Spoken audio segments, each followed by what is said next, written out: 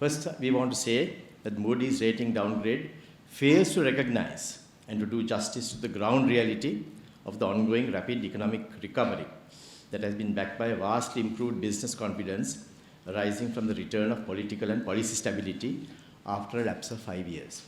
අපි දන්නවා බොහෝ කාලයක් තිස්සේ ශ්‍රී ලංකාවේ ප්‍රතිපත්තිමය තීන්දුව ගැනීමේදී විශාල අර්බුදයක් තිබුණා. පසුගිය මැතිවරණයෙන් පස්සේ ඒ අර්බුදය විසඳුණා. දැන් අපිට තිබෙනවා හොඳ පදනමක් මේ කටයුතු කරගෙන යන්නට. ඒ නිසා රට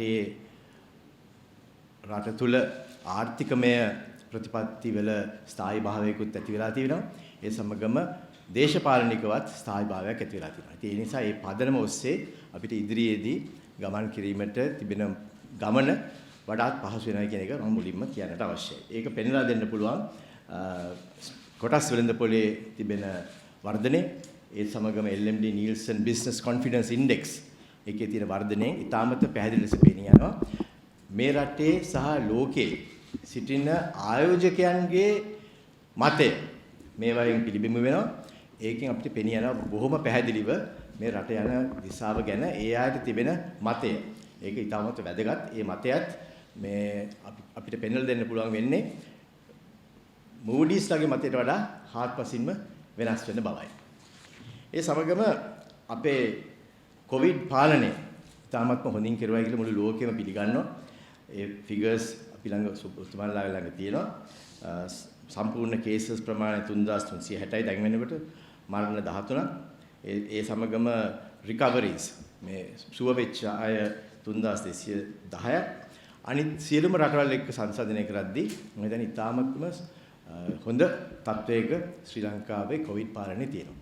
Sri Lanka has done excellently well in the containment as well as in the way that we have handled the COVID pandemic. And I think the entire world recognizes the way in which Sri Lanka has done it, as well as the massive successes achieved by the Sri Lankan as a people and as well as by the government. No citizen was left behind. Everyone was given benefits during the period of the COVID. And we also found that we were one of the few countries that could even hold election. Today we can hold a press conference here with all of you present, whereas if it is in some other country, it would have been done in a virtual manner. I have attended several virtual conferences organized by different organizations, but yesterday I attended the SLITO's annual general meeting, that is the Travel Trade annual general meeting, which was not virtual, it was physical, and everyone could participate because of the management of COVID that had been done by Sri Lanka.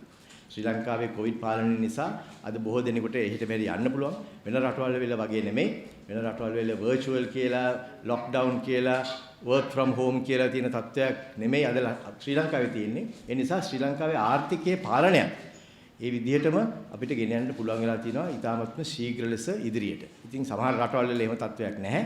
ඒ වුණත් ශ්‍රී ලංකාවේ තියෙන තත්ත්වය අපි මම හිතන්නේ ඒක වාසියක් හැටියට බලලා කටයුතු කරන්න අවශ්‍යයි. ඒ සමගම ශ්‍රී ලංකාව අනිත් රටවල් එක්ක බලද්දී සාමාන්‍ය අපේ ලෝකයේ තිබෙන ඉමර්ජින් නේෂන්ස් කියලා තියෙනවා නැගී එන රටවල් ඒවත් ඒ වගේම ලොකු දැවැන්ත අභියෝගයකට මුහුණ දීලා තියෙනවා. ඒක අපි පිළිගන්න ඕනේ. අපිට මේ කැපිටල් අවුට්ෆ්ලෝස් තිබිලා තියෙනවා. ඒ කියන්නේ මුදල් පිටට ගලා යාම අපිට මේ පාලනය කරගන්න සිදු වෙලා තියෙනවා. මූල්‍ය අගය යම් ආකාරයකට ඒකට යම් තර්ජනයක් තිබිලා තියෙනවා. ඒ සමගම ආර්ථිකමය කටයුතු යම් ආකාරයකින් අඩු වෙලා තියෙනවා. ඒවා අපි ඊටාත්ම ඉක්මනින් ඒ ෂොක් එකෙන් පස්සේ ඒ කම්පණයෙන් පස්සේ අපිට පුළුවන් වෙලා තියෙනවා රියැක්ට් කරලා නැවත වරක් යථා තත්ත්වයට ගෙන ඒමට. ඉතින් ඒ නිසා මම හිතන්නේ ඒකත් අපි මතක තියාගත යුතුයි. Sri Lanka, like many of its peers in the emerging nations, have had to deal with the shock of the pandemic. The exchange rate depreciation was not only to Sri Lanka, it was common to so many other countries. Capital outflows was common to lots of other countries as well. And the slowdown in activity was not only for Sri Lanka, it was for all. So, but Sri Lanka has been able to bounce back much faster than most of the other countries, and that's an important factor for us to recognize. And since May, although a lot of people thought that the exports will suffer greatly, we have been able to have our exports back on track. I think even during the pandemic, Sri Lanka's handling of the export sector was quite satisfactory. Many people commended the government for the support that they rendered. And at the same time, we found that we were able to move quite fast with regard to the dealing of the export sector. You got an export sector, the other one. That's one. And we are back again at the $1 billion mark.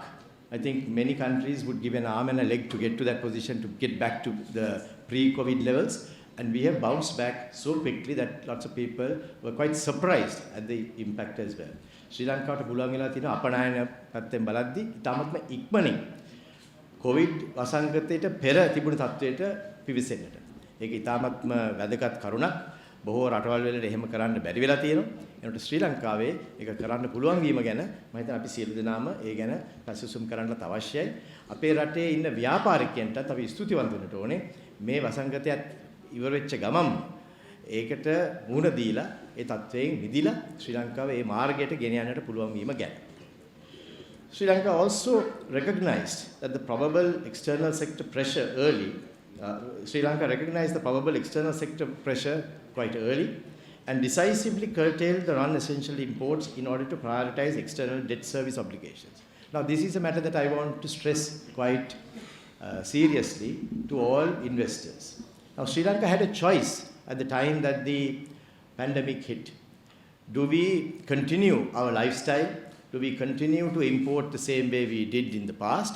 Or do we make some curtailment and conserve the reserves that we have in order to be able to meet our debt obligations without default? Now, that was an important decision to be taken by the government, and the government took that decision in favor of the commitment towards the repayment of debt.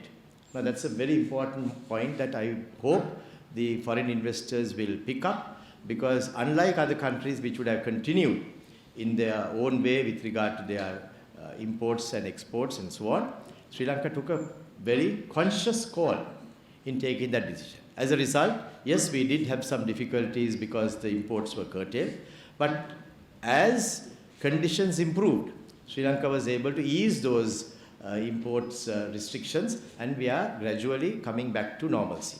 There is a special committee chaired by the Secretary to the Treasury, which has taken into consideration the different appeals as well as the conditions as time goes on. And Sri Lanka will go along that path in order to ensure that our debt commitments are paid without any interruption whatsoever. Sri Lanka COVID වසංගතයේ ඉදිරියේදී ඉතාමත්ම වැදගත් තීරණයක් ගන්නට සිදු වුණා. අපේ ණය වාරිකයන් කිසිම වෙනසක් නැතුව ගෙවනවාද? එහෙම නැත්නම් අපේ රටේ තිබෙන ආනයන යම් ආකාරයෙන් සීමා කරනවාද කියන එක. ඉතින් අපි රජයක් හැටියට වගකීමක් ඇති රජයක් හැටියට ගත්ත තීරණය තමයි අපේ ණය වාරික ගෙවීම සඳහා සියලුම සම්පත් අපි ඉදිරි කර ගන්නට අවශ්‍යයි. ඒවා අපි තියන ගමන්ම ඒ නිසා අපිට සමහරක් වෙලාවට සිදු වෙනවා යම් ආනයන සීමා කරන්නට. ඉතින් අපි ඒ ආනයන සීමා කිරීමට යොමු වුණා. දැන් ඒ ආනයන සීමාව යම් අවස්ථාවලදී අපිට ලිහිල් කරන්න පුළුවන් වෙන අවස්ථාවේදී අපේ මුදල් අමාත්‍යාංශයේ ලේකම්තුමාගේ ප්‍රධානත්වයෙන් අපේ තිබෙනවා යම් කමිටුවක්. ඒ කමිටුව විසින් ඒ ලිහිල් කිරීම කරගෙන යනවා. ඒ වුණත් අපේ මූලිකත්වය ප්‍රමුඛත්වය අපි දබා දීලා තියෙන ණය ගෙවීම සඳහා. මොකද කවමදාවත් ශ්‍රී ලංකා ණය පැහැරීම කරලා නැහැ ඉතිහාසයේ. බොහෝ රටවල් එහෙම කරලා තිබුණාට ශ්‍රී ලංකාවට තිබෙන එක ආඩම්බර කරුණක් තමයි ඒක. අපි හැමතැනම ඕක කියනවා. ශ්‍රී ලංකා කිසි විටක එවැනි තත්වයක් අපි මුහුණ දීලා තියෙනවා. ලෝකයේ අර්බුදකාරී තත්ත්වයන් බොහෝමයකට අපි මුහුණ දීලා තිනවා. ඒ සියලුම අර්බුදකාරී තත්ත්වයන් ඔස්සේ ශ්‍රී ලංකාවට පුළුවන් වෙලා තියෙනවා ඒ තත්ත්වය රැකගෙන ඉදිරියට යන්න. ඉතින් ඒ නිසා මම ඒක මතක් කරලා දෙන්නට අවශ්‍යයි.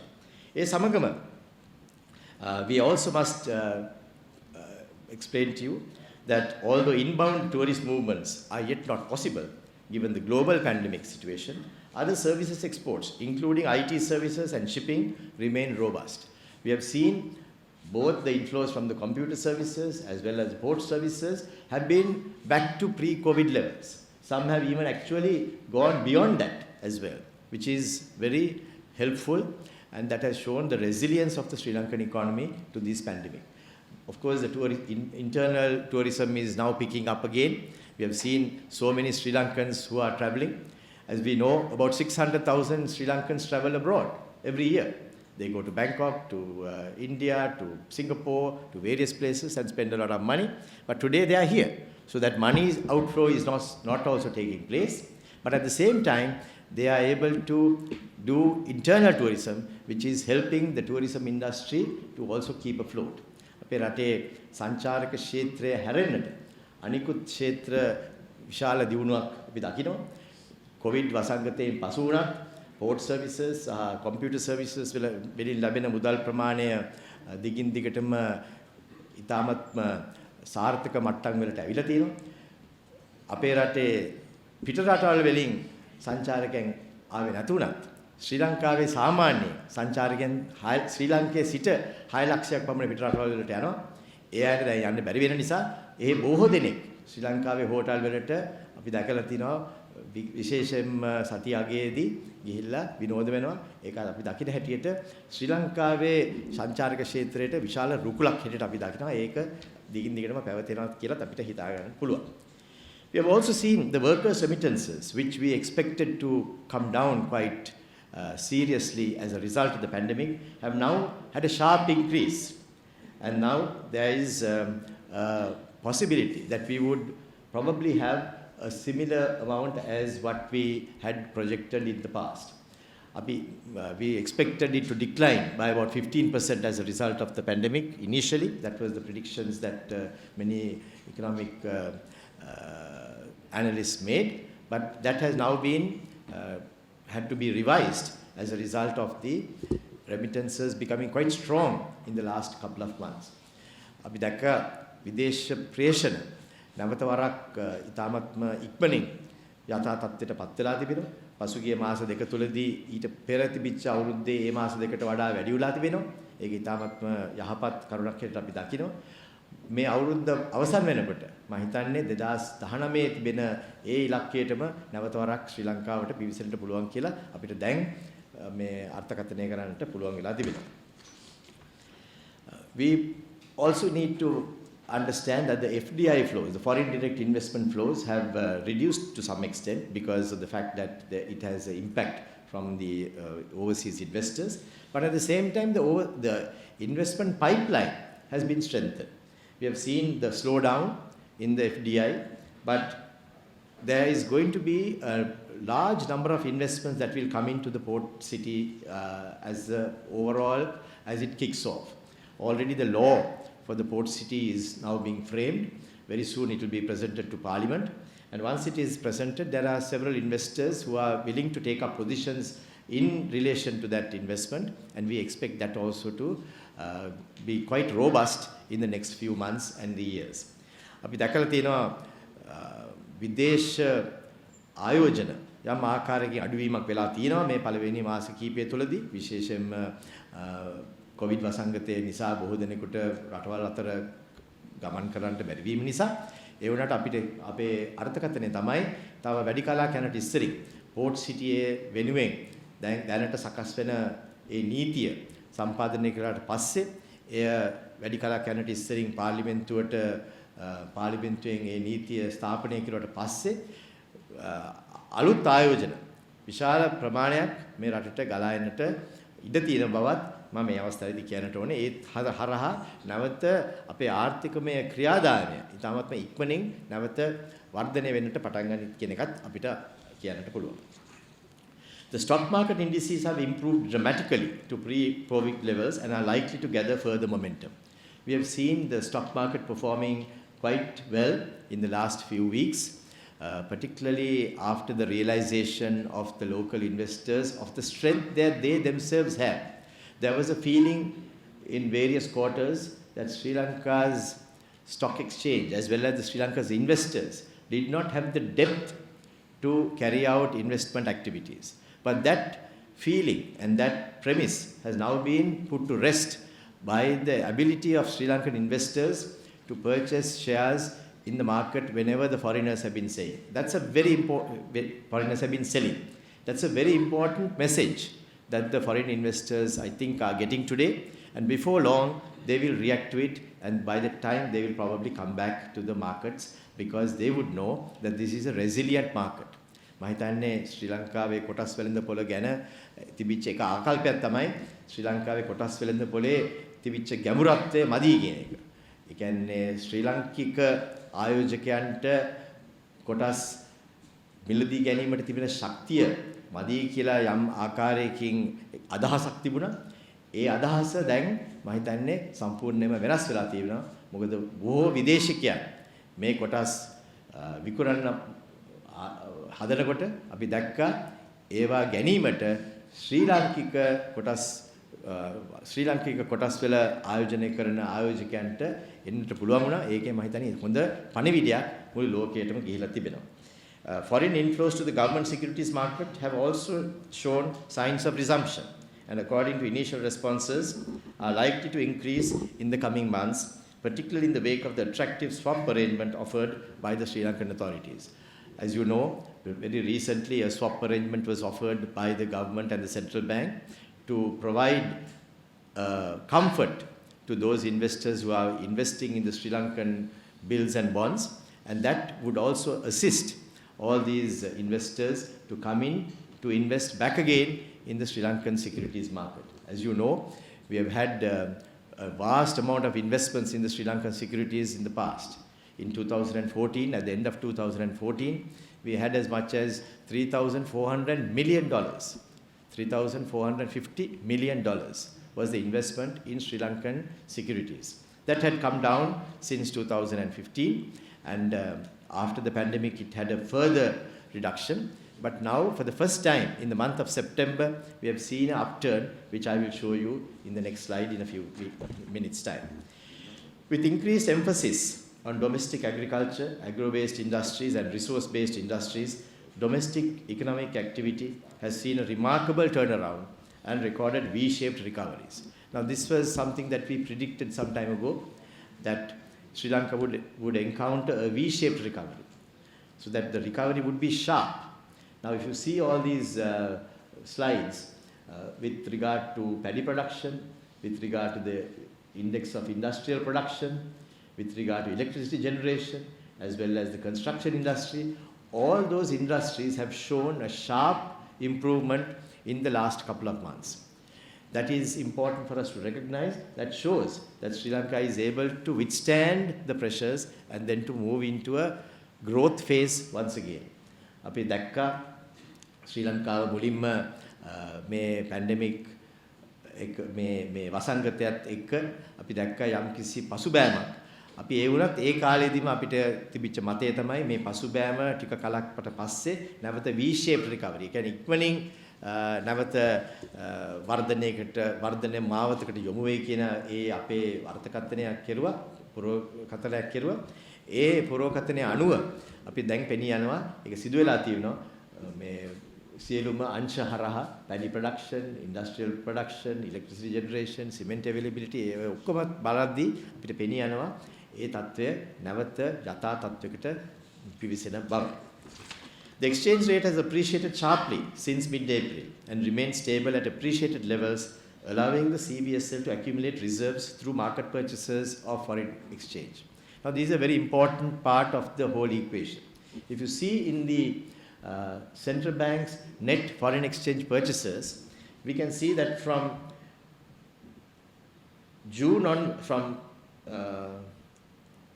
May onwards, Sri Lankan Central Bank has been purchasing foreign currency to keep the exchange rate at these current levels.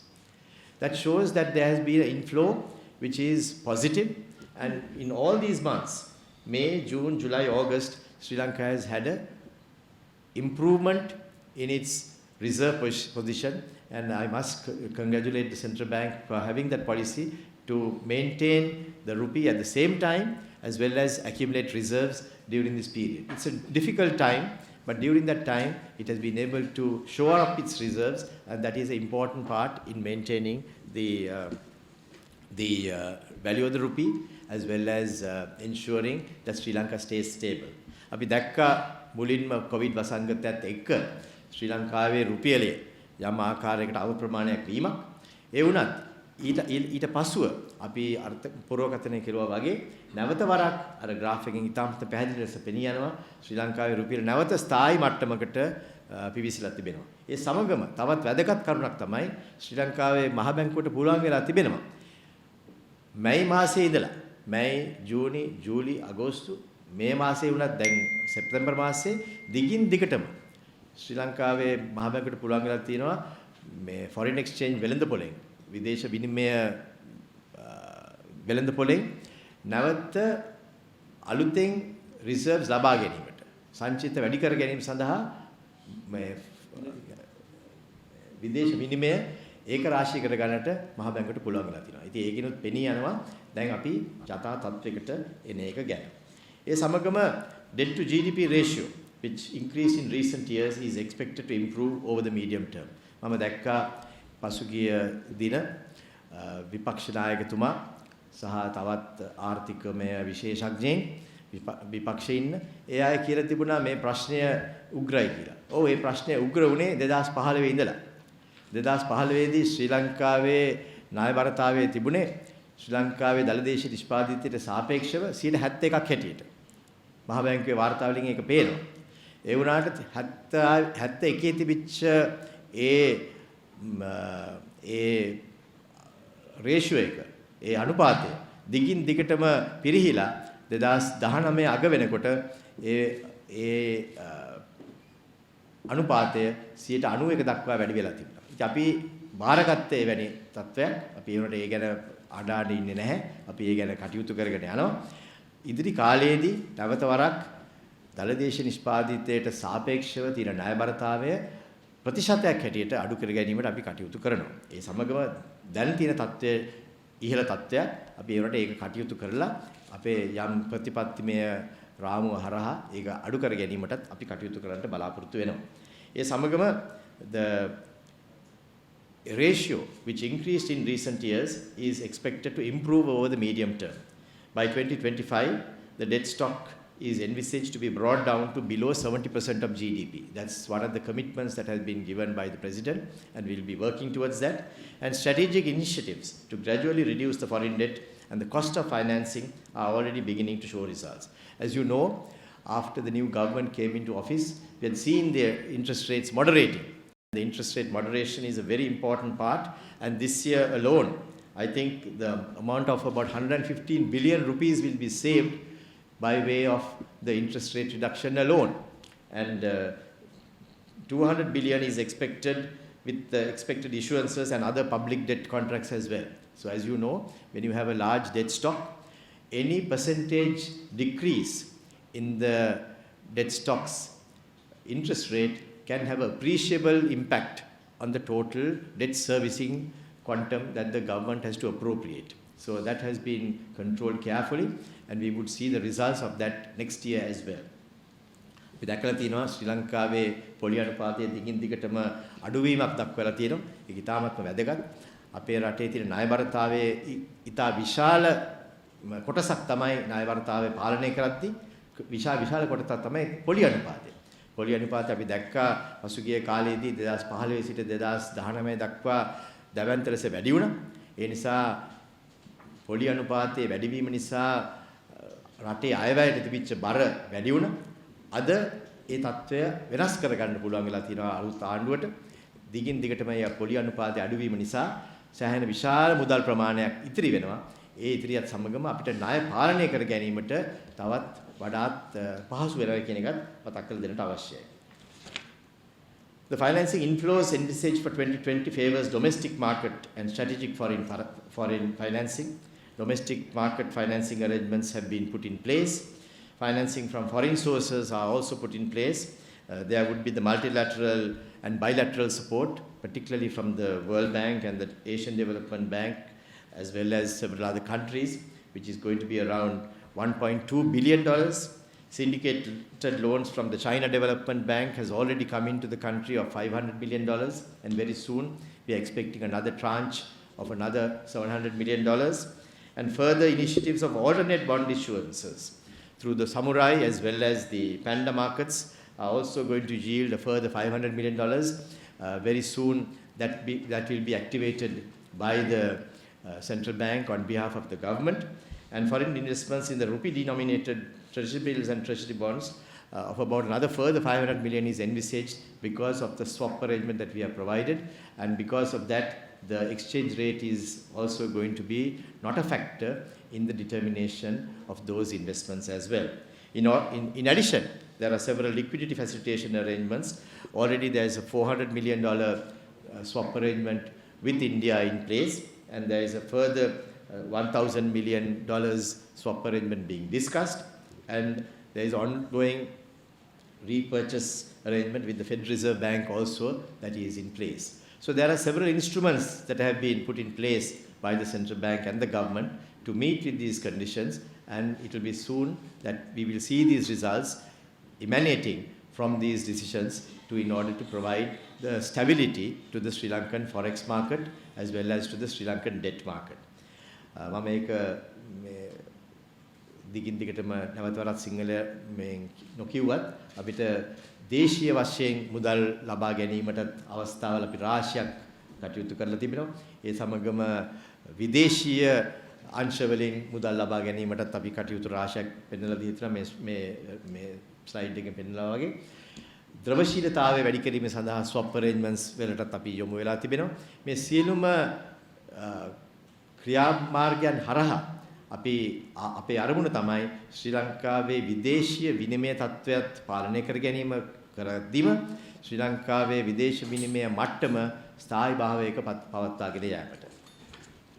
The foreign holdings in treasury bills and bonds were coming down from 2015 onwards. It was on a steady decline from 2015 onwards. We have shown in that slide from 2012 onwards, I think. Is that right?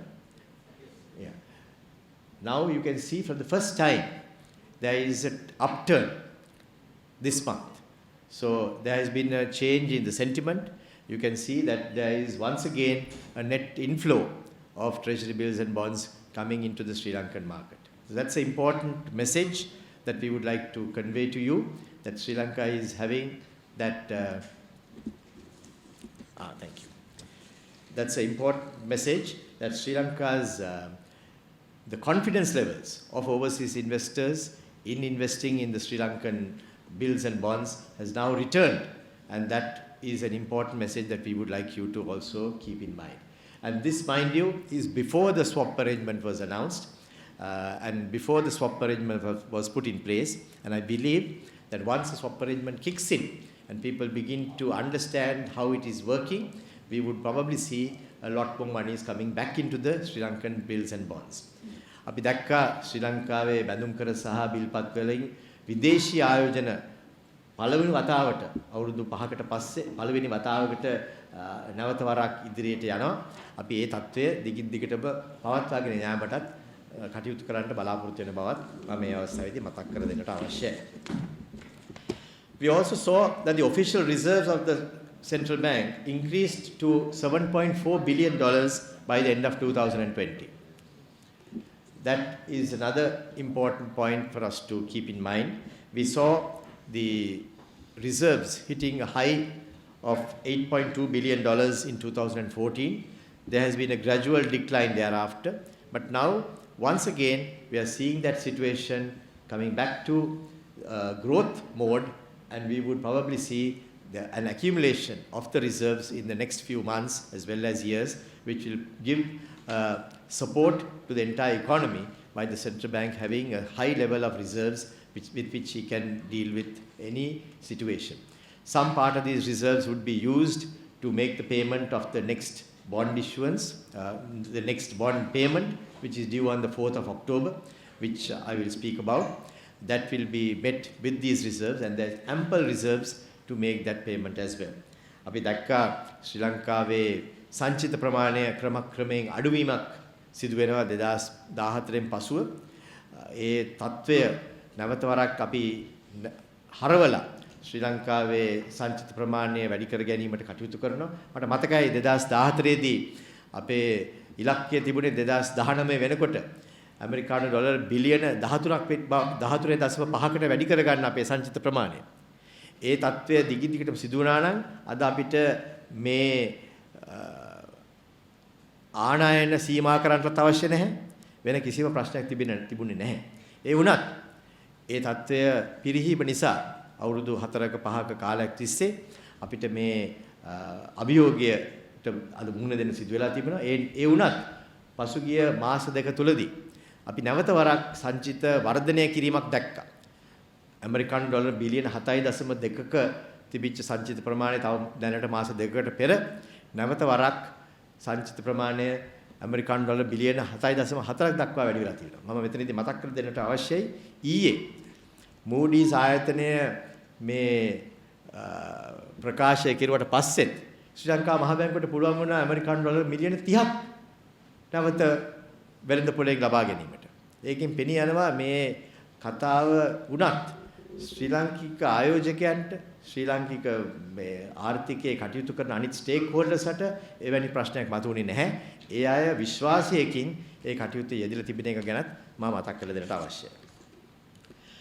Sri Lanka's policy environment remains facilitative of enabling high economic growth beyond the recovery phase while preserving macroeconomic stability. Our intention is to ensure that Sri Lanka's macroeconomic stability is maintained while we are moving towards the growth phase, and that is important. So we are taking certain reform steps to improve the doing business indicators. There will be special team that will look into that. I want to mention that as one of the key thrust areas of the next wave of activities of the Sri Lankan government, that we would improve our business ranking. We are hoping to increase it to our level of about the 25th in the world by the year 2025. We are moving towards consolidation program of ensuring that the financial sector is once again stable. We also want to maintain the mid-single digit level of inflation, and the commitment of the central bank towards that has been already mentioned. We also want to ensure that the consolidation of the fiscal deficit is brought down to a level of about 4% in the next few years. As you know, this year was a tough year. We had to make payments of around 2% pertaining to the previous year's unpaid bills, but we thought we should settle that in order to spur economic activity once again, and the government took a conscious call to do that, even though it would mean that the fiscal deficit might increase to some extent. And at the same time, the COVID management also had to be managed with some additional funds, which again caused some stress to the fiscal deficit. But that would not be there next year. It would be on a much better scale for us to handle that situation.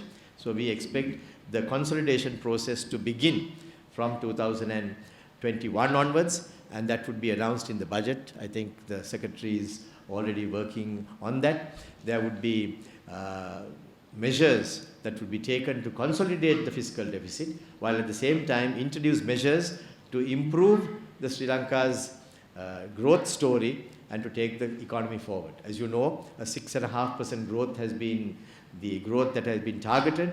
We are not moving away from that. We want to maintain that as our overall aim and goal. We will work towards that.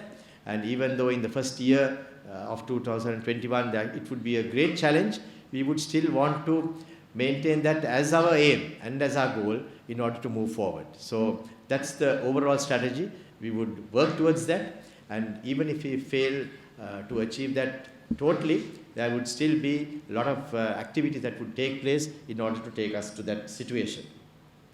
Both fiscal and monetary policies have been prioritized, supporting people, fostering businesses, and reviving the economy. So those are the three pillars on which the work would be done. Supporting people, we got to make sure that the welfare measures are also not abandoned, that those are continuing, because we have to maintain the support to the people. At the same time, foster businesses. We have to make businesses grow and to make that platform to be in a position for them to move forward as well, and to revive the economy. Already there's a task force headed by Honorable Basil Rajapaksa, which is working on the revival of the economy. They're taking several steps to ensure that the small and medium sector as well as the large export sectors are supported fully, and we expect those results also to be seen very soon in time to come. අපේ overall අපි ඉදිරියේදී කටයුතු කරගෙන යෑමේදී ශ්‍රී ලංකා ආර්ථිකයේ විශේෂ කොටස් හැටියට අපි ශක්තිමත් කරන්න බලාපොරොත්තු වෙනවා. ශ්‍රී ලංකාවේ ඒකාබද්ධ කිරීමක් සිදු වෙනවා මූල්‍ය ආයතනවල. ඒ සමගම ව්‍යාපාර කිරීමේ පහසුකම් තවදුරටත් වර්ධනය කිරීමට බලාපොරොත්තු වෙනවා. ඒ සඳහා අවශ්‍ය වෙන විවිධ වෙනස්කම් ශ්‍රී ලංකාවේ පාලන ව්‍යුහය කිරීමට අපි බලාපොරොත්තු වෙනවා. ඒ සඳහා ඒවා කිරීම තුළින් ශ්‍රී ලංකාවේ ගෝලීය තත්ත්වය මට්ටම 25 වෙනි මට්ටමටවත් අපි ගේන්න බලාපොරොත්තු වෙනවා. අපේ 2014 දී තිබුණේ 89 වෙනි තත්ත්වය.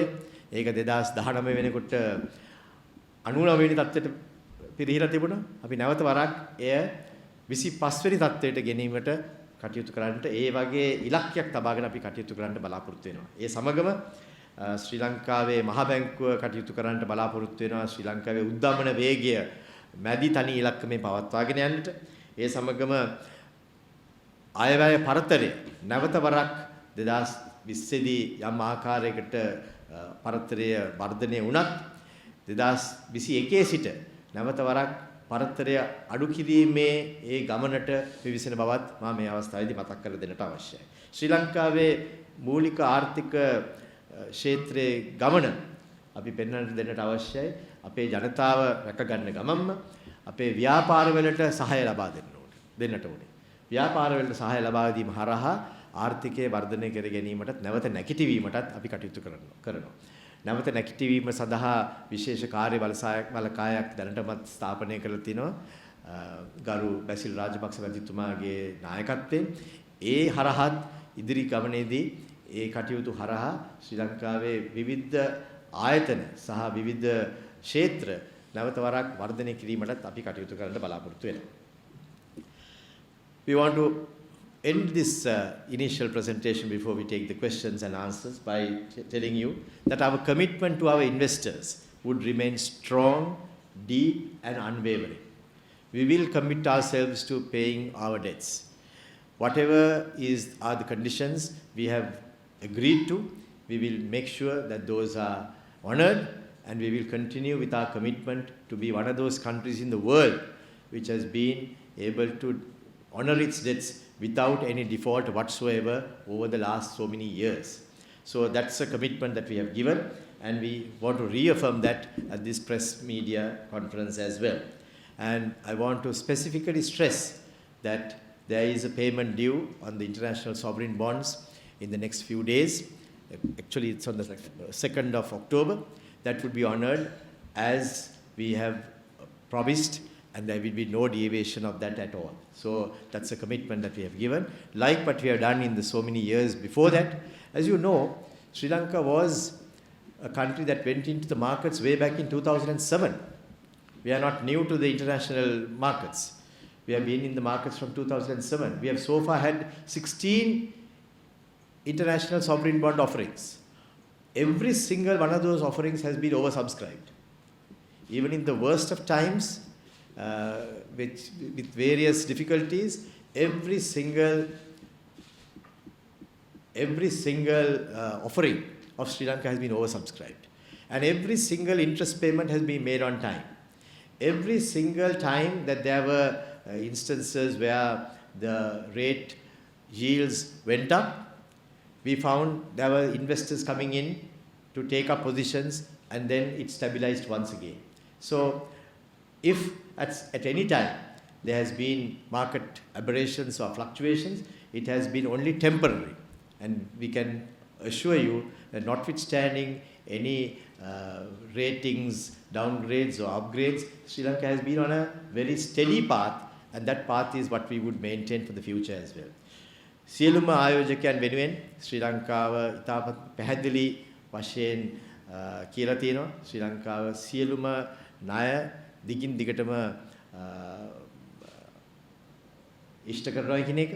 ඒක දිගින් දිගට පෙන්වලා දීලා තියෙනවා. ශ්‍රී ලංකාව සම විටම 2007 සිට ඉන්ටර්නැෂනල් බොන්ඩ් මාකට්ස් වලට ගියාට පස්සේ ස්වෛරීය බැඳුම් කර නිකුත් කිරීමට පටන් ගත්තට පස්සේ සෑම ස්වෛරීය බැඳුම් කරයක්ම ඒ ආකාරයටම ඒ සියලුම කොන්දේසි වලට අනුව ඉෂ්ට කරලා තියෙනවා. ඉතින් ඒ නිසා ශ්‍රී ලංකාවේ ට්‍රැක් රෙකෝඩ් එක ඉතාමත් හොඳ එකක් කියලා මම මතක් කර දෙන්නට අවශ්‍යයි.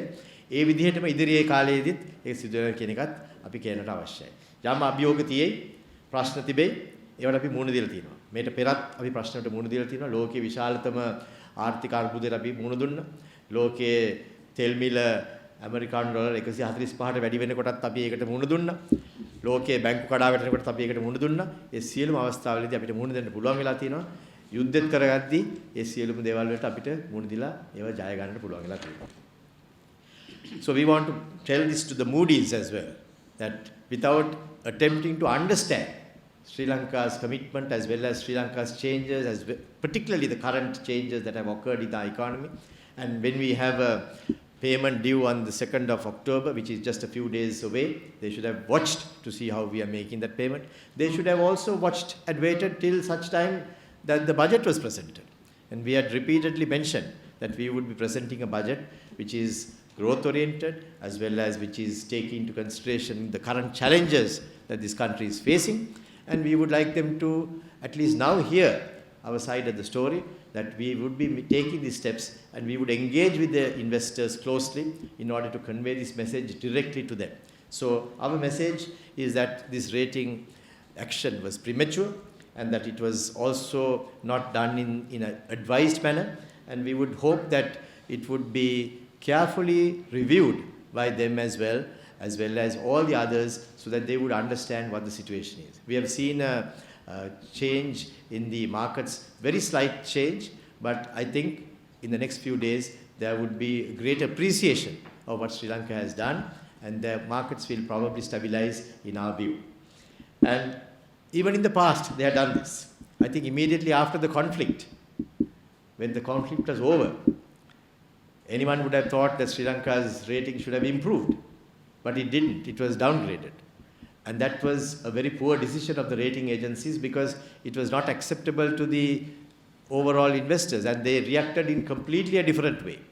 At the same time, even when there was an impasse in the governance structure, that was also handled very closely and carefully. And one thing that I noticed in their comment was that they would also like to see better governance.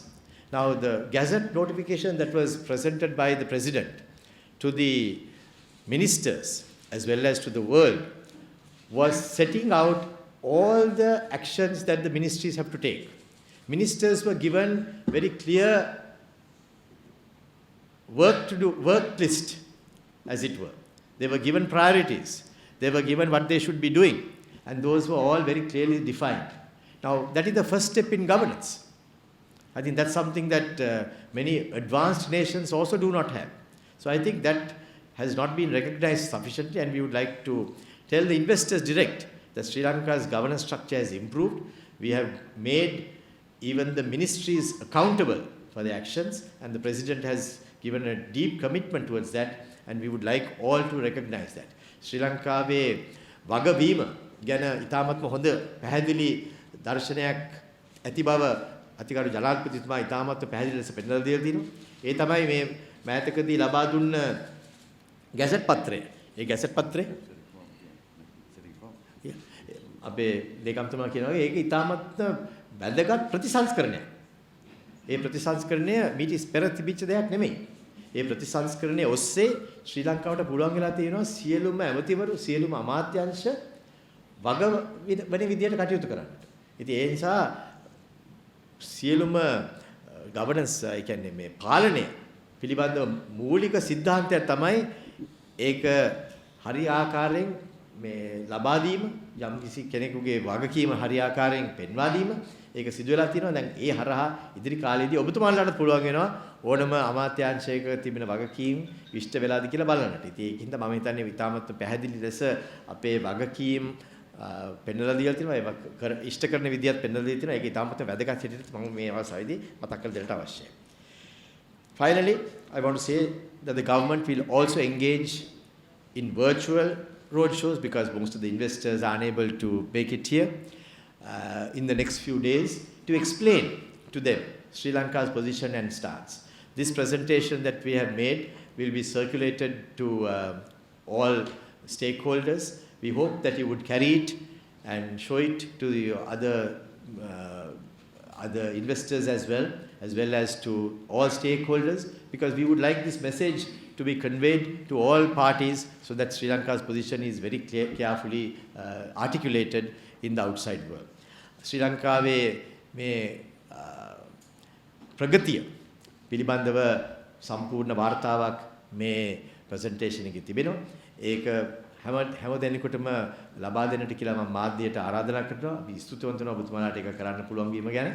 ඒ තුලින් මේ දැනුවත් වීම තුලින් සියලු දෙනාටම දැනගන්න පුළුවන් වෙයි ශ්‍රී ලංකාවේ තත්ත්වය, ශ්‍රී ලංකාව ඉදිරියේදී අභියෝග වලට මුහුණ දෙන්නට යන ක්‍රමවේදය මොකක්ද?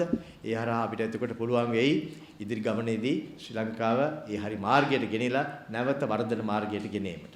ඒ සමගම foreign investors, we are advising them not to be dissuaded by the recent unwarranted downgrades, because every time they have acted on some of those downgrades, particularly in the case of Sri Lanka, many people have lost money. They have reacted to those downgrades. They have sometimes sold off their positions, and later on they had to buy those same positions at a much higher price. So we want to tell them that too. If you have to take an advised as well as informed decision. So we are setting out this story so that you can also understand for yourselves what Sri Lanka's story is about, where the growth areas are, so that you can take an informed decision as to how you should react to these rating downgrade that has been already announced.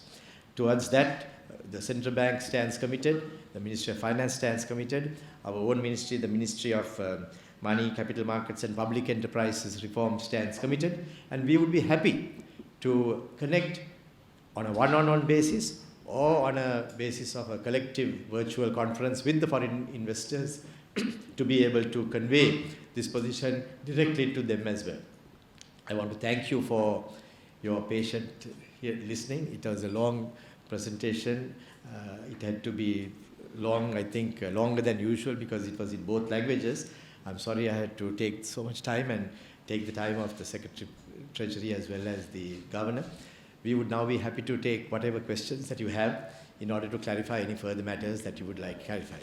Just to tell something favorable also, because I just got a call, the September export numbers, the provisional numbers have passed $1,000 million. So endorsing what Honorable Minister mentioned just now. Thank you. That's a good, part, news to all of us, and I hope you'll carry that too.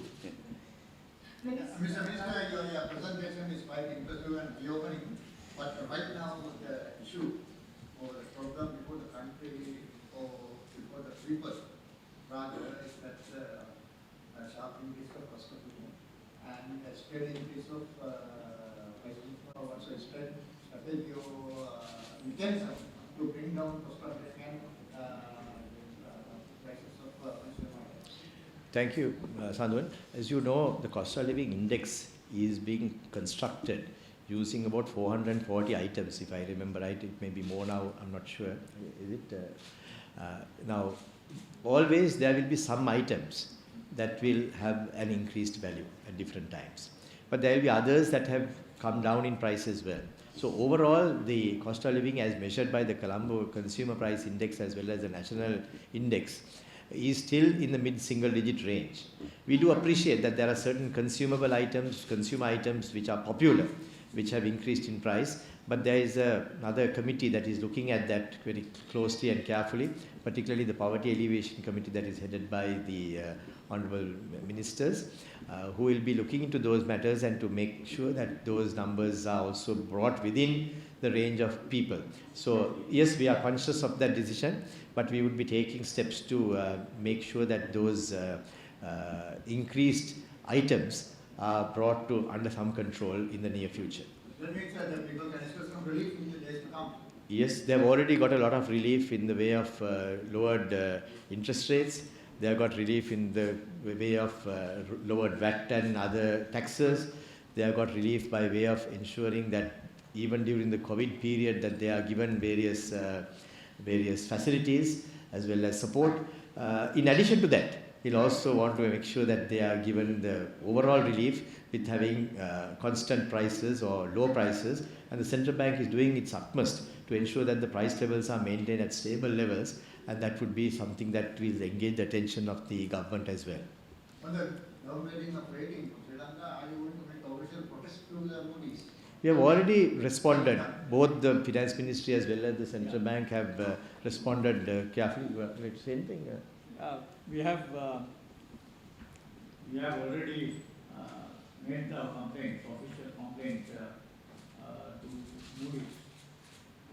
Since I have taken the microphone, let me also add something about this Moody's activities.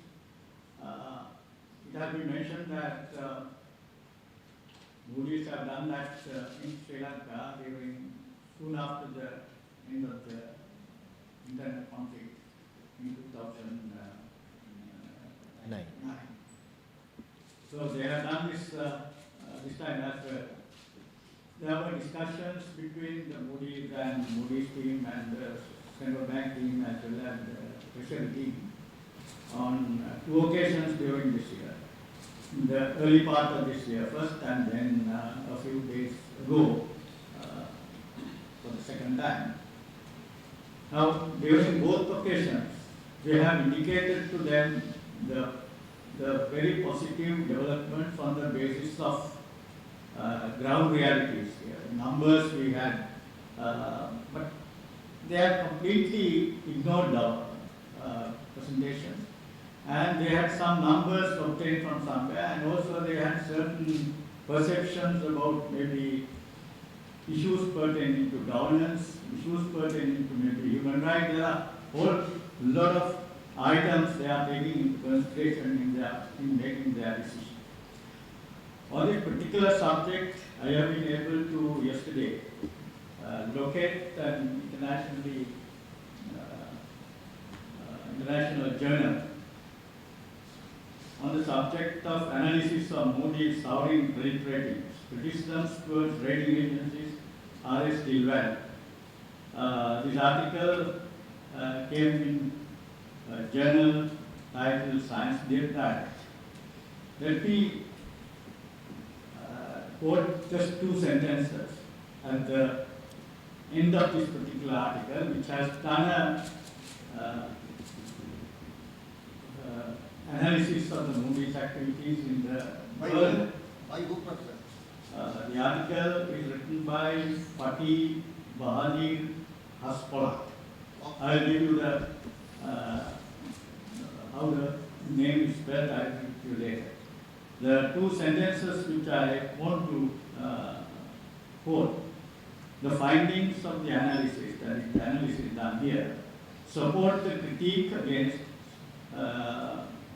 credit rating agencies about being unable to foresee the economic crisis.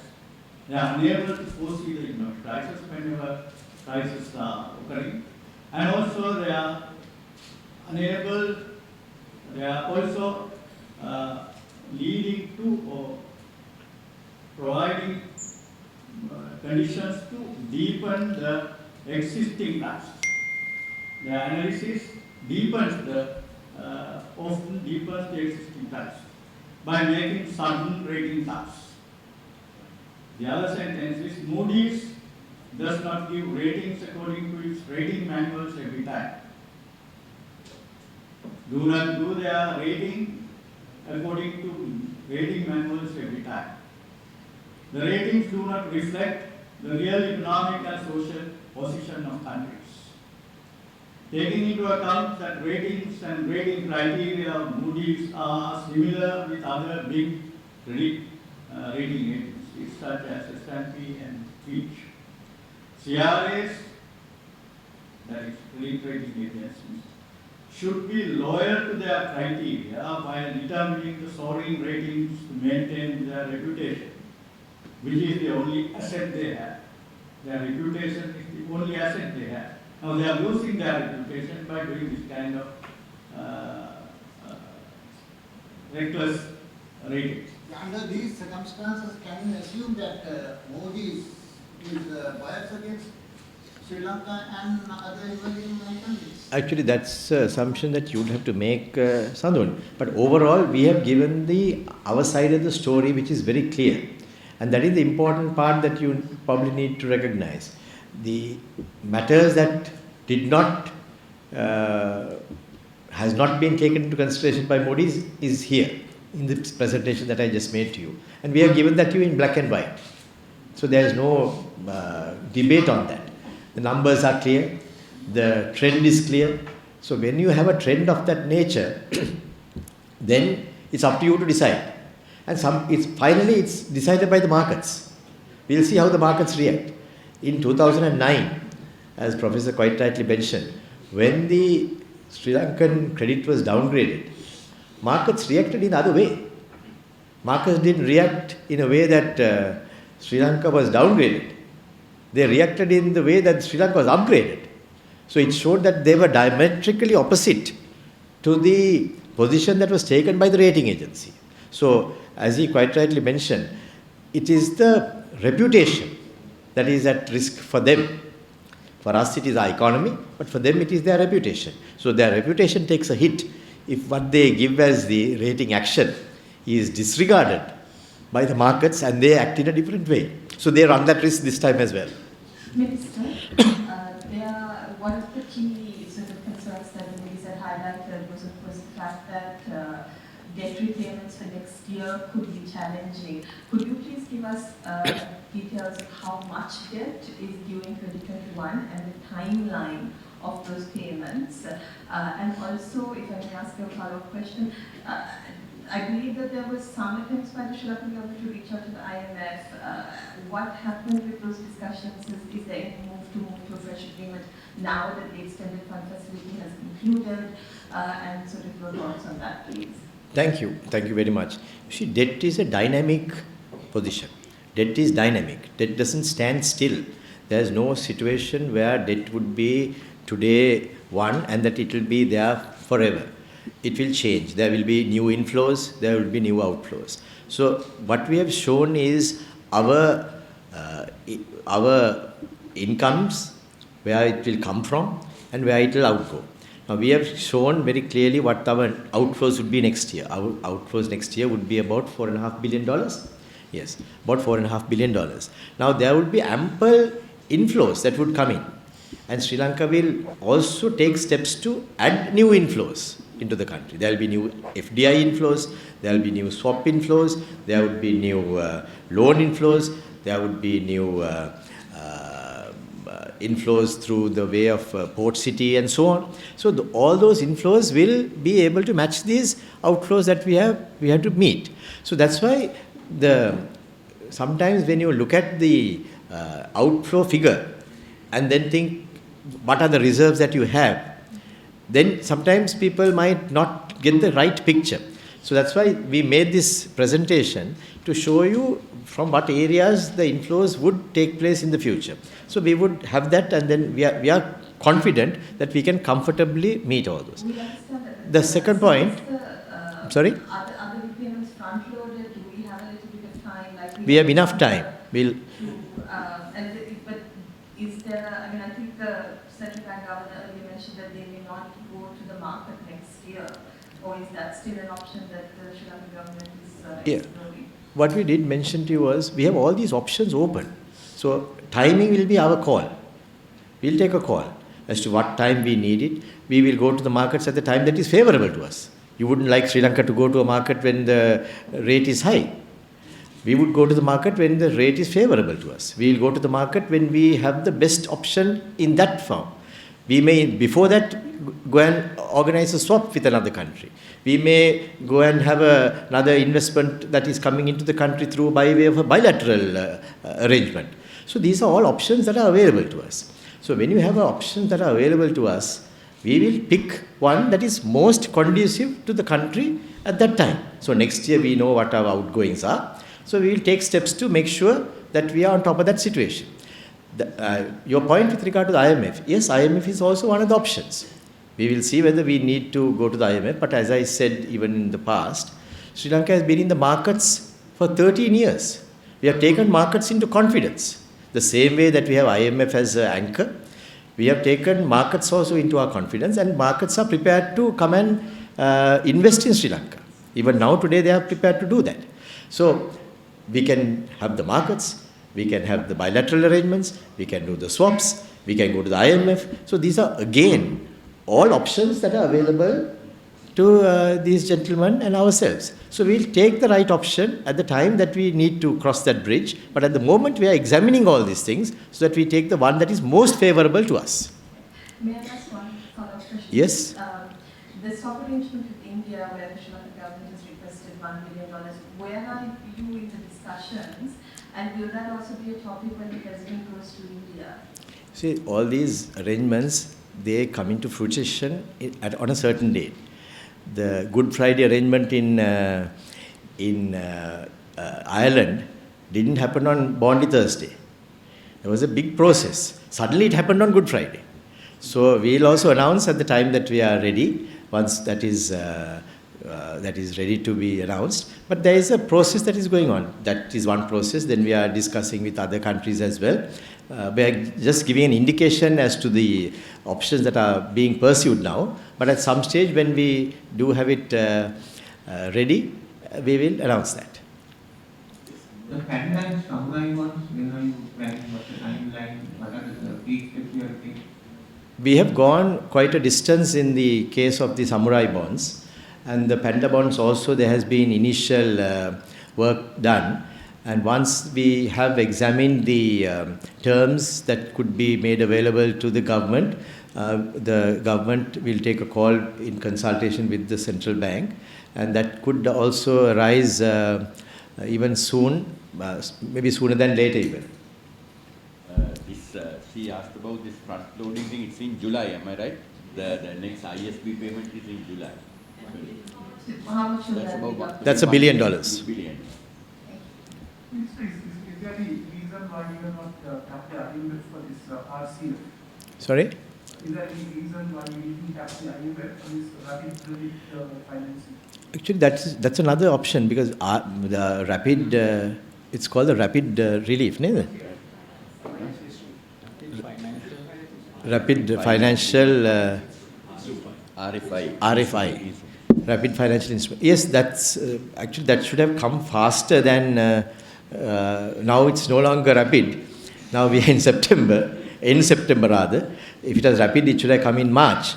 So IMF. That's Sri Lanka applied for it. I understand that you have to ask for it, but Sri Lanka doesn't seem to have applied for the RCF. It's rapid credit facility. Yeah, the thing is, Amal, no? Yes. I can't see you properly. We would have had to take, if at all, another 125 or $200 million. Now that we have been able to manage in this particular situation. We have had the government taking certain steps, the central bank taking steps to deal with this crisis. $125 million may not have made appreciable difference into our overall situation.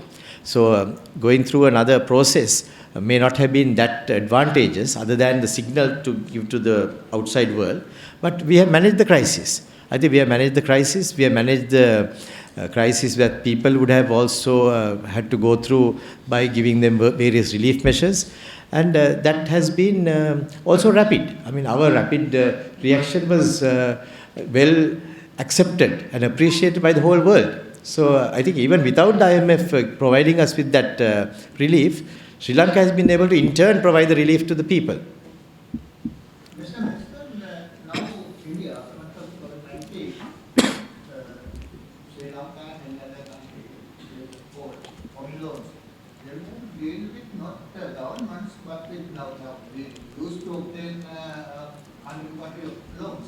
But right now, in the aftermath of COVID-19, you will have deal with only global agencies like IMF, World Bank, Asian Bank, and Asian Bank.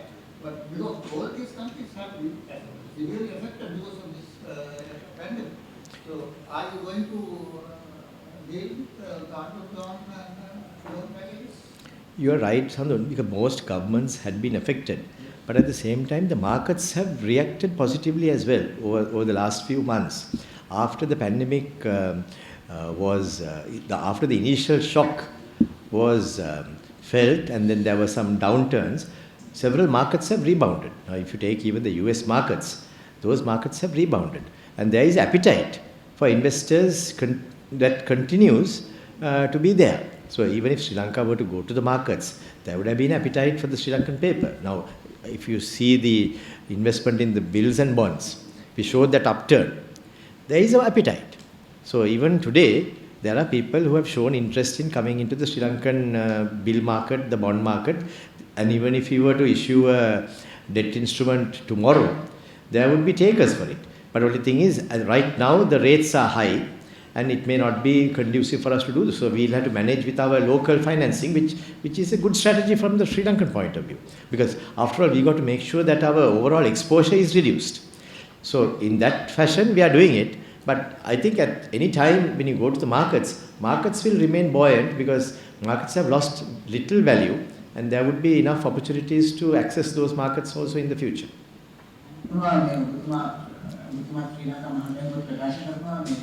पूर्व Covid තත්ත්වයක දැන් ආර්ථිකය පත් වෙලා තියෙනවා කියලා ඒ වගේම පළවෙනි කාර්තුවයි දෙවෙනි කාර්තුවයි ඍණ තත්ත්වයට පත් වෙන කොවිඩ් අසංගතය නිසා ඒකනේ పూర్ව කොවිඩ් තත්ත්වයට පත් වීම අතර මේ අවුරුද්දේ සමස්ත ආර්ථික වර්ධනය යන අලුත් පුරෝගතනය කුමක්ද අපිට තාම හරියටම කියන්න බෑ ශ්‍යා මහත්මයා ඒ වුණාට දැන් අපි දැනට මේ අපේ ඇස්තමෙන්තු අනුව අපි රජයක් හැටියට අපේ බලාපොරොත්තු තමයි මේ පොසිටිව් growth එකක් තියෙයි කියලා. පොඩ්ඩක් හරි, පොඩි ගාණක් හරි. 1%ක වගේ. මහා බැංකුව ඊට වඩා conservative. මහා බැංකුව කියන්නේ break even කියලා. break even කියලා. ඒ කියන්නේ growth එකකුත් නැහැ, පසුබෑමකුත් නැහැ කියන තත්ත්වය.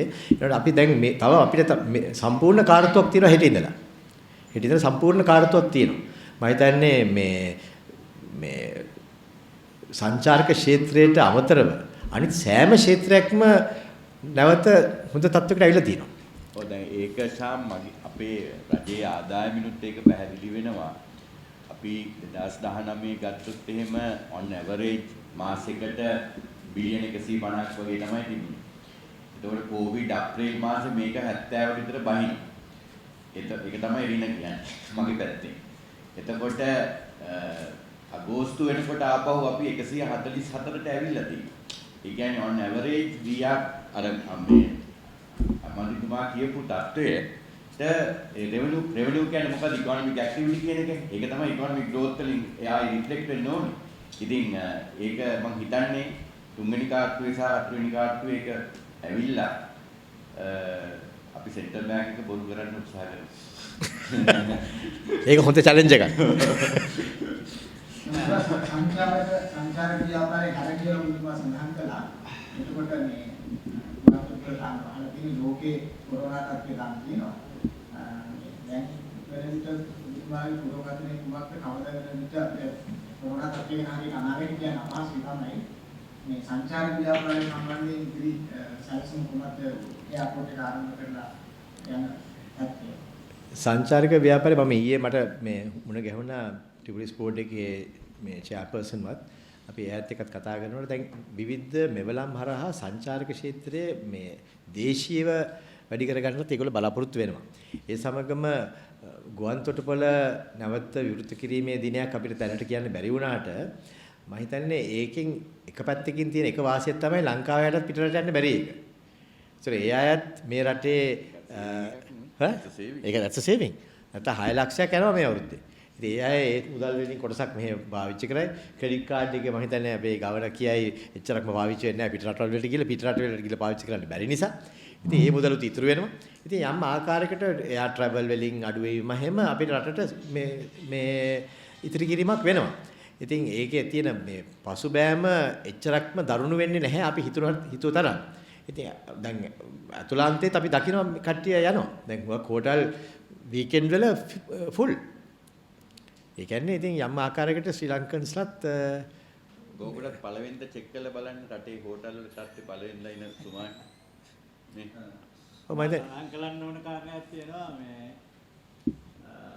දැන් දේශීය ටුරිසම් වැඩිවීම අපි සඳහන් කළා. විදේශීය සංචාරකයන් පැමිණීම අඩු වී තිබීම ගැන අපි සඳහන් කළා. නමුත් මේ ටූරිසම් සෙක්ටර් එක සම්පූර්ණයෙන් ගත්තාම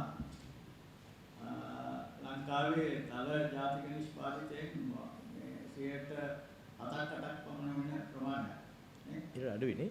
ඊටත් අඩු. 4.5 නේ. 4ක් විතර. 4%ක් ඒ 4%කින් මේ මුළු ආර්ථිකයම හරියට මේක හරවන්න පුළුවන් කමක් නැහැ. එතන තියෙන වෙන ප්‍රශ්න තියෙනවා සමාජීය ප්‍රශ්න අපේ ප්‍රශ්න දිහා වෙන ආකාරයකට බලනවා.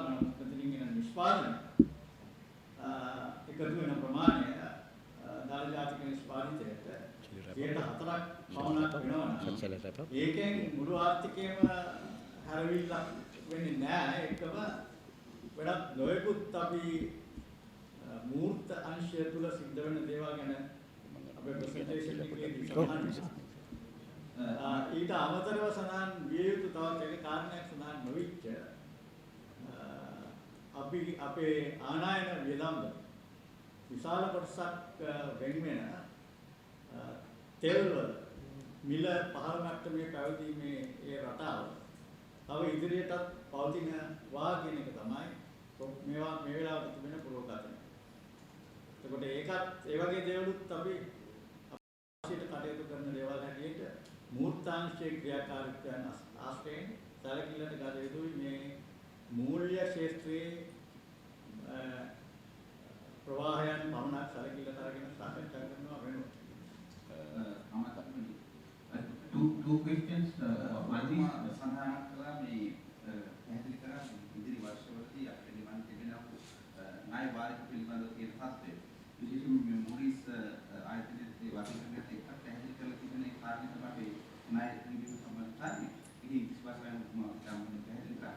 මම දැනගන්න කැමති සුන්දරවත්ව මේ අපිට තිබෙන මේ ණය අභියෝගය මුද ජය ගන්න රටයක් විදිහට උතුමන දෙකට පිළිතුරු තමයි කෙටියෙන් කියන බලපෑම් නම් ණය පාලනය කිරීමේදී කරුණු 4ක් අපි හරියට බලන්න අවශ්‍යයි. ඒ කියන්නේ පළවෙනියෙන්ම ණය තොගය ගැන අපි සැලකිලිමත් වෙන්නට ඕනේ.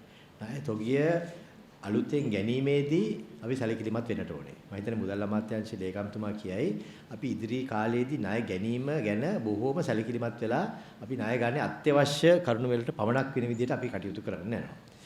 දෙවෙනි කාරණා තමයි ණය ගෙවීමේදී අපේ පොලි අනුපාතය අපි ඉස්සරින්ම කටයුතු කරගන්නට ඕනේ. සාමාන්‍ය විදිහට අඩු පොලි අනුපාතයක් අපි ගන්නට බලන්නට අවශ්‍යයි.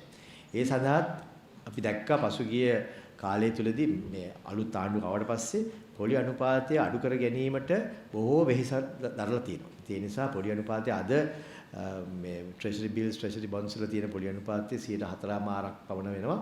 ඒක අපේ ඉතිහාසයේ අඩුම පොලි අනුපාතයේ මට්ටමකට ගෙනලා තියෙනවා කියන එක අපි කියන්නට අවශ්‍යයි. ඒ නිසා සෑහෙන ඉතිරි කිරීමක් ණය ගෙවීමේදී අපිට ඇති වෙනවා. උදාහරණයක් වශයෙන් මම ගත්තනම් ජපානයේ ණය ප්‍රමාණය දලදේශ නිෂ්පාදිතයේ වගේ 200ට වඩා වැඩි. ඒකට ගෙවන පොලි අනුපාතය 100ට භාගයට වඩා අඩුයි. ඉතින් ඒ නිසා ඒ අයට ඒ ණය උහුල ගන්න පුළුවන් වෙන ශක්තියක් තියෙනවා. ශ්‍රී ලංකාවත් බලන්න ඕනේ අන්න ඒකයි. ඉතින් අපි ඒක අඩු කර ගැනීමේදී ඒ හරහා අපිට සෑහෙන වියදමක් අඩු කරගන්න පුළුවන්. තුන්වෙනි කාරණාව තමයි විදේශීය මුදල් අපේ ණය තොගයේ තියෙනවා නම් රුපියලේ අපි රැක ගන්නට ඕනේ. රුපියල අපේ අව ප්‍රමාණය වෙන්නට ඉඩ දුන්නොතින් එතකොට රුපියල් ගෙවලා පිටරට මුදල් ගන්න යනකොට අපිට පාර්ලිමේන්තුවෙන් වෙන් කළ යුතු මුදල් ප්‍රමාණය වැඩි වෙනවා. දැන් 2014 අග වෙනකොට රුපියල ඉතාමත්ම ස්ථායී මට්ටමක අවුරුදු 2ක් පැවතිලා තිබුණා රුපියල් 131. ඉතින් ඒක රුපියල් 85 දක්වා 185 දක්වා වැඩි වුණාම වැඩිපුර රුපියල් 54ක් ගෙවන්නට ඕනේ සෑම ඩොලරයකටම. එතකොට පාර්ලිමේන්තුවෙන් වෙන් කළ යුතු මුදල් ප්‍රමාණය වැඩි වෙනවා. ඉතින් ඒක වැඩි නොවෙන්නට නම් රුපියල අපි රැක ගන්නට ඕනේ. ඉතින් ඒ නිසා තමයි රුපියල රැක ගැනීමත් ඉතාමත්ම අත්‍යවශ්‍ය කරුණක් වෙනවා අපේ ණය පාලනය කිරීමේදී. හතරවෙනි කාරණාව තමයි ණය ගෙවීමට තියෙන කාලය. හැමතිස්සෙම අපිට තියෙන්නේ ණය ගන්න කාලය දිගු කාලයක් කරගන්න පුළුවන් නම් ඒක අපිට පුළුවන් වෙනවා ණය ගෙවීමේ අපිට පහසුතාවය වැඩි වෙනවා. ඒ නිසා තමයි අපි ඕනම කෙනෙක් ණය ගත්තම පුද්ගලික වශයෙන් ණය ගත්තම අපි අහන්නේ ණය අවුරුදු කීයකටද කියලා අහන්නේ. ගෙයක් හදන්න ගන්නකොට ණය අවුරුදු 20කට ගන්න පුළුවන් නම් ඔබතුමා කැමති අවුරුදු 10කට ගන්නවට වඩා. ඒ මොකද ඒ කාලයේ සීමාව වෙනකොට ඒක ගෙවන්න තියෙන ප්‍රවණතාවය අඩු වෙන නිසා.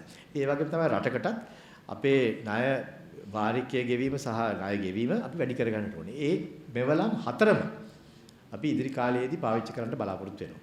දැනටමත් අපි ඒවා පාවිච්චි කරගෙන යනවා. ඉදිරි කාලයේදී අපි ඒවා ඉතාමත්ව සැලකිලිමත්ව මේ පාලනය කරගෙන කටයුතු කිරීමෙන් ණය තොගේ අපි අඩු කර ගන්න බලා ගන්නවා. ඒ නිසා තමයි 2005 දී 91ක් හැටියට තමයි තිබුණේ අනුපාතය දලදේශීය නිෂ්පාදිතයේ ප්‍රතිශතයක් හැටියට ණය ප්‍රමාණය. අපි ඒක 71 දක්වා අඩු කරගත්ත මේ ඔක්කොම ව්‍යාපෘති කරලා 2014 වෙනකොට. ඒ කෙරුවේ මේ විදිය අරමුණකින් අපි කටයුතු කරපු නිසා. ඉතින් එවැනිම අරමුණක් ඔස්සේ නැවත වරක් අපිට කටයුතු කරන්න වෙනවා. දැනට ණය මේ ප්‍රතිශතය වැඩි වෙලා තිනවා සෑහෙන මේ තත්වයකට. ඒක නැවත අඩු කර ගැනීමට අපිට මේ මෙවලම් සියල්ලම පාවිච්චි කරලා කරගන්න සිදු වෙනවා. I think you want to give me clarification. මම හිතන්නේ 2019 මෙතුමා සඳහන් කළා carry forward නැත්නම් bills අධේ තිබු ප්‍රමාණය ගැන 19 අවසානය වෙනකොට treasury පැත්තෙන් රජයේ වශයෙන් ගෙවන්න තිබ්බ බිලියන 242ක්, that is more than 2% of GDP. අද වෙනකොට අපි ඊයේ වෙනකොට ඒකෙන් 226ක් ගෙවලා තියෙනවා. ඒකෙන් මොකක්ද ඒ කියන්නේ? මේ ගොඩක්ම තිබුණේ සුළු හා මධ්‍යම පරිමාණ ව්‍යවසායකින් කොන්ත්‍රාත්කාරවල. එතකොට ඒ සල්ලි ඒගොල්ලන්ගේ අතට ගිහිල්ලා තියෙනවා මේ වෙනකොට. එතකොට ඒගොල්ලන්ගේ අර ආයි රිවයිවල් එකක් විතරින් සිද්ධ වෙනවා. ඒක මම හිතන්නේ බැංකු ක්ෂේත්‍රයේ නම්බර්ස් වල රිෆ්ලෙක්ට් වෙනවා ඇති දැන් මේ වෙනකොට. ඉතින් අපි අමාරු තත්ත්වයක් තුල වුණා අපිට පුළුවන් වුණා ඒකින් තම සුළු ප්‍රමාණයකින් 226ක් කියන්නේ 242කින් it's nearly 95% more than 95%. So we have settled those bills. ඒකත් මම හිතන්නේ මේ තුන්වෙනි සහ හතරවෙනි කාර්තු වල අපිට දකින්න පුළුවන් ආර්ථික පිබිදීමට අපි තල්ලුවක් වෙලා තියෙනවා. මොකද biggest culprit was the government in 2019 වල මේ රිවයිවල් මේ කියන්නේ ආර්ථිකයේ දාම පාත්තන්ට එකටලා තිබුණේ SME sector එකේ ව්‍යවසායකයෝ කොන්ත්‍රාත්කාරයෝ අර නැති වෙලා අර වැලි තු කියලා උත්තරයෙන් මැවිලා තිබුණේ. ඉතින් now they have revived them. Finally, yeah, of course. So I just want to mention that also. Dr. Attikula, now since you are in the process of compiling the budget for 2021, one of the key things that have been also highlighted is that this year the budget deficit is going to be about 8 to 9%. Is that also your finding? What is the budget deficit that you are projecting for 2021? And any key policies to bring down the budget deficit? No, as I mentioned, I think Minister also mentioned this carry forward 2%, and I said that I have paid 226 billion. So you can calculate the budget deficit yourself, because we have to pay those debt. That means an expenditure. That means the deficit will increase, right? Decrease. So this year, definitely it will be around 9%. That I am not shy to say that, right? That is 9%. So next year, definitely it will come down. We will be projecting this medium-term framework to bring down, as mentioned in the policy statement, around to 4 to 4.5% by 2025. So the budget would be geared, but budget would be focused on that line, that fiscal consolidation part. So I don't say that next year 9 would come to 4. That won't happen. But the projection, the path would be towards that. end. Actually, if you see it also, just one second, if you see that number that Secretary just mentioned, 2% is out of this 9 that we're talking about. 2% is last year's payments. Another 2% perhaps is for COVID. Yeah. So if not for those two, if you remove those two, those are two extraordinary items. Then the normal budget deficit would have been much less than that, maybe about 5%. So it's not that impossible for us to move towards that consolidation path that we are now traversing. Yeah, because government was very conscious about this. We embarked on this tax concessions given because the economy was in a way it's in a horrible state. So we have to revise. So that's why one aspect was the tax part.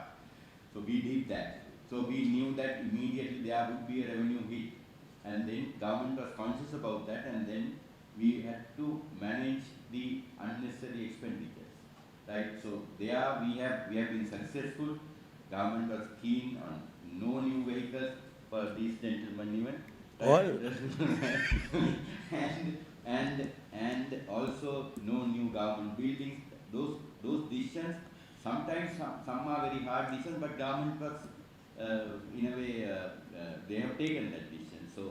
So that has paid dividends. That's how these numbers. Otherwise, this would have been much higher. more. Shall we take the last question and then? Yeah. Yeah. Yesterday the cabinet announced the termination of LRT. Yeah. But I believe it's 1.5 billion Japanese. No, how does that affect the budget? Has any part of the That's about 1.8 billion. That exposure won't happen. So that will not add to the debt stock. This is dollars we are talking about, right? No, but last year in March, they disbursed a certain amount, 30 billion yen. So No, that is for the consultancy service. They have done the feasibility study and they have done the plan. But this government thinks that's not a priority project. We have to prioritize our activities, No, right? that's fine. So my question is, how are you going to deal with the first tranche of that loan that has been released? No. Are you going to repay or what is the No. process there? If we have Taken it? any amount, we have to pay that. Pay. That we are doing, and we have not defaulted anything up to today or yesterday evening. We have not defaulted anything, right? So that we pay. So we checked with the transport ministry and they said the finance ministry will be handling this. Yeah. So can you talk us through how you will terminate this project? No, in any agreement there's exit clauses. Sorry? There in any agreement there would be an exit clause, right? So we will implement those. Implement those. Anything we have taken, we will pay. That we have to do, right? We can't just say we are not doing, and that's if they have given 30 million yen, that's not a big amount. That is for the consultancy part, right? So the consultancy alone was about 180 million dollars, huge amount. So that's why the government thought this is not a doable thing, right? We would like to have LRT, but not immediately.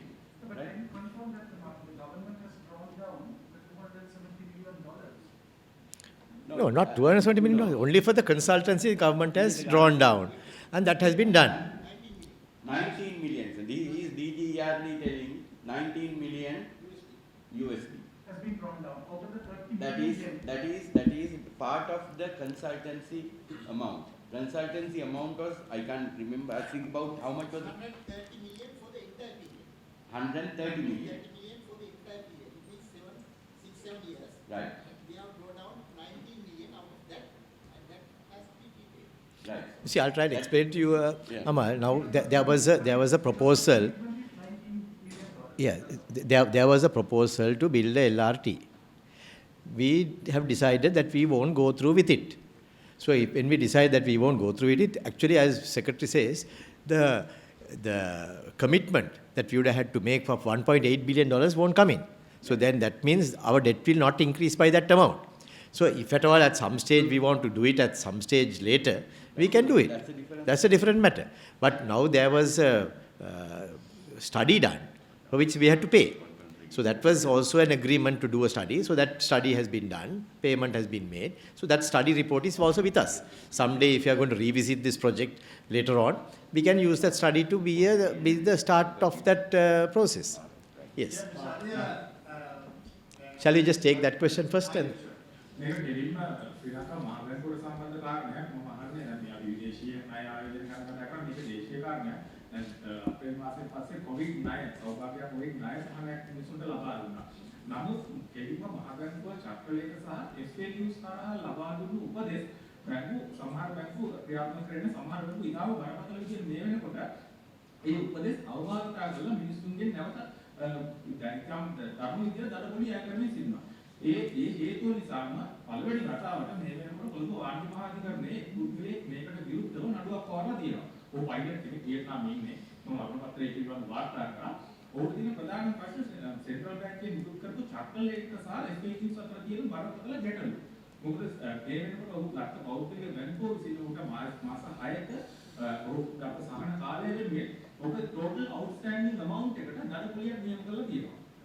දැන් ඒක ඒ සඳහා වූ භාවිත කරලා තියෙන පුද්ගල මට පිළිගන්න කියන විදිහට ලීසින් ආයතන වලට සෙන්ට්‍රල් බැංකුවෙන් නිකුත් කරපු චක්‍රලේඛයක් උපදෙස්මාලාව පාවිච්චි කරලා මේ වාණිජ්‍ය බැංකුවක් විසින් මේ වගේ ගැටලුකාරී තත්ත්වෙ මේ බැංකු දිගින් දිගටම කරන සාමාන්‍ය මිනිසුන්ට. That you can ask bank supervision public, no? සහනේ මේක මොකද මේකේ පොදු මිනිස්සුන්ට දැන් බලපාන ගන්න නැහැ පෞද්ගලික වාර්තාවලින් කරන කටයුත්ත. අපි ඒක බැංකු සුපර්විෂන් ඩිපාර්ට්මන්ට් අපි දන්වලා ඒ අයට කියන්න ඒක බලන්න කියලා. සම්මික ඔව් මම කැමති ඒක එකතු කරලා කියන්න මොකද බැංකුව ඊයේ ඔව් ඒක හොඳයි. කියලා ලීගල් එන්ටිටි එකක් නෙමෙයි සෙන්ට්‍රල් බැංක් එක කියලා. ඒක නම් මම හිතන්නේ නෑ සෙන්ට්‍රල් බැංක් එකේ ලීගල් එන්ටිටි එකක් නැති වුණාට මොනිටරි බෝඩ් එක තමයි ලීගල් එන්ටිටි එක. සෙන්ට්‍රල් බැංක් එකේ ඒ නෛකික තත්ත්වය තිබෙනවා. ඉතින් සෙන්ට්‍රල් බැංක් එකට නෛකික ස්වභාවයක් තියෙනවා. ඉතින් ඒ පුද්ගලයාට මෑණි ප්‍රශ්න අපිට නිතරම අහන්න ලැබුණා ඔය කාලේ. කොහොමද මම අතු කරේ ඒක පළවෙනි රාගාවටේ අධිකරණයේ අභියෝගයක්වත් වෙලා තියෙනවා. ඒක ප්‍රශ්නයක්. ඔක අධිකාරිය දක්වා නොගිය ප්‍රශ්න අපි මගදී ඉස්සරලා දීලා තිනවා. ඒවා මත ඊයේ තිබිච්ච රැස්වීමකදී ඔය ප්‍රශ්නය ඔය වගේ ප්‍රශ්න නැවතපතුන. ඉතින් මා සඳහන් කරන්නේ මහා බැංකුව කරටුවාදක් නිසා නෙවෙයි මේ ලියලා පිට කරපු සර්කියුලර්ස් සමහර විට පොඩි විදියට පොඩි අංශවල විවිධාකාරයෙන් නිර්වචනය කිරීම නිසා තේරුම් විවිධාකාරයෙන් විග්‍රහ කිරීම නිසා ප්‍රශ්න ඇති වෙලා ඇති. ඒකම ඉහළ තලයේ ඉඳලා බැංකුව වල පහළ තලයට උපදේශ යාමේ ප්‍රමාදයක් නිසා එවැනි ප්‍රශ්න ඇති වෙලා අපි ඊයේ උපදේශ දුන්නා. ප්‍රශ්නකාරී Japanese ambassadors come to see me. ඔවුන්ගේ ප්‍රශ්න අපිට නිශ්චිතව වෙන වෙනම තනලා යවන්න අපේ ප්‍රශ්න විසඳනවා. අපි තව එක ප්‍රශ්නයක් පමණක් ගමු මේ final question. What are the benefits of relief we can expect from the 2021? That we will announce on the 17th of November. I thought you were going to say that there are too many reliefs.